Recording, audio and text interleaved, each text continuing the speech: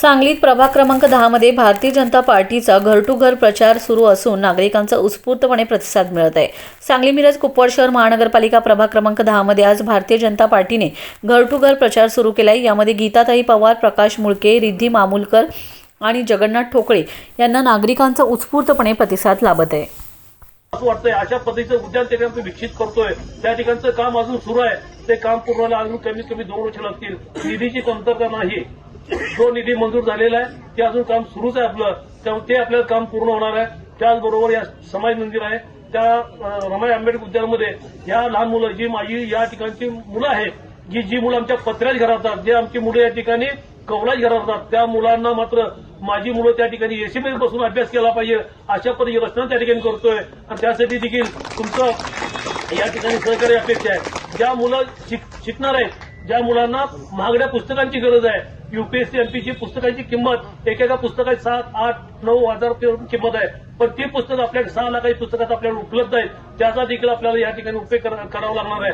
त्यामुळं फक्त लाईट, पाणी, रस्ते, गटर हे नगरसेवक जरी काम असलं तर नाविन्यपूर्ण कामाच्या माध्यमातून या ठिकाणी सामाजिक विकास कसा करता येईल याचा देखील आम्ही सातत्याने या ठिकाणी चौघजण प्रयत्न करणार आहोत। कारण गेल्या बघायला सांगितल्याप्रमाणे गेल्या वेळा आम्ही दोघं होतो, दोघातला एक जण काम करत होता आणि तिघा म्हणजे आमच्या सहकार्य करत होते। पण ह्या वेळेला आम्ही चौघं जर आम्हाला निवडून दिलं तर चौघाची ताकद या वार्डाच्या विकासासाठी आम्ही 24 तास त्या ठिकाणी लावणार आहोत। त्यामुळे हा जोडी विनंती आहे की आमच्या चौघांना देखील यामध्ये कोणत्याही पद्धतीची अफवा, कोणत्याही पद्धतीचा विश्वास तुम्ही ठेवू नये।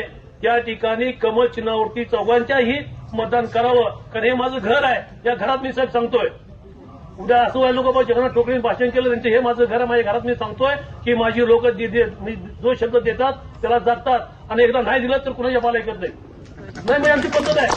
आम्ही तर लवकर पेटत नाही सुरय मामा, आम्ही लवकर पेटत नाही आणि पेटलो तर कुणाच्या बाला ऐकत नाही। त्या माझी विनंती आहे। तरी पण आता काय बोलायचं म्हणून बोलतो। आज आम्ही या भागात नवीन नाही आहे। आज तुम्हाला माहित आहे मी एकदम म्हणजे गरीब परिस्थितीतनं वर आलेला माणूस आहे। आमची रेणुताई असू दे, हेमाताई असू दे, आमची छायाताई असू दे किंवा आमच्या संतोषची मम्मी असू दे, हे दादा आम्ही झाडलोट करायला काबरा म्हणून घर होतं लाले प्लॉटमध्ये, तिथं आम्ही संघ काम करत होतो। तर खरं आहे खोटं आहे?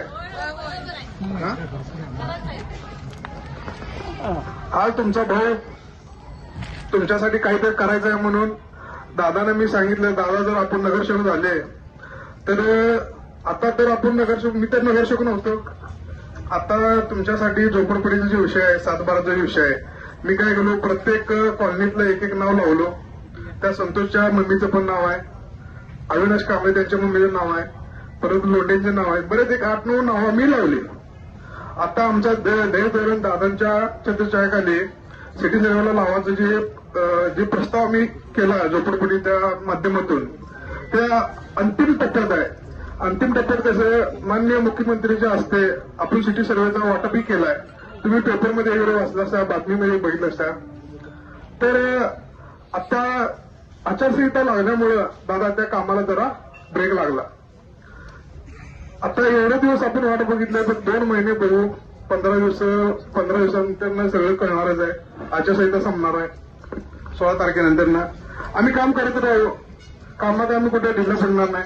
तुम्हाला माहित आहे प्रत्येक दिवाळीला माझी पत्नी आपल्यास छोटी काय होईना भेट तुमच्या दारापर्यंत आम्ही असतो नेहमी। तुम्ही सांगा, आम्ही माझं माहेर आहे, लहानाचे मोठे मित्र झाले, जावयाला तुमच्यावर प्रेम आहे एवढं, मला काय जावं म्हणून पेट्रोल घ्या मग। माझं एक स्वप्न आहे, जे माझ्या झोपडपट्टीमधले घरे जे अजून नावावर झालेले नाही त्यांच्यासाठी काहीतरी एक मोठं आपल्याला काम करायचं आहे। ह्यासाठी नेहमी धडपड असते। आपण आमच्यावर विश्वास ठेवावं, आमच्या पूर्ण पॅनेलवर विश्वास ठेवावं आणि बहुमतानं आमचं पॅनेल निवडून द्यावं। आम्ही कुठेही कामात कमी पडणार नाही। तुम्ही कधीही आग मारा, आम्ही तुमच्यासाठी कधी सदैव इथं आम्ही येत राहणार, तुमचे कामं मार्गी लावणार। पण आता काही अफवा आहेत की आता नशीब आपलं काय, आपल्या 2 जेबीमध्ये आल्यात, दादा आणि माझी मिसेस, लय मोठी ताकद आहे आपली। लोकांना आपली ताकद दाखवून देऊया आणि आपल्या संघ 4 जे उमेदवार आहेत रणजिताई, दादा मुळके, माझ्या पत्नीला काय ओळखताय, तुमच्या इथंच लहान मोठी झाल्या, आपण यांना बहुमतांना निवडून आणूया आणि दादाचा हात बळकट करूया. जय हिंद.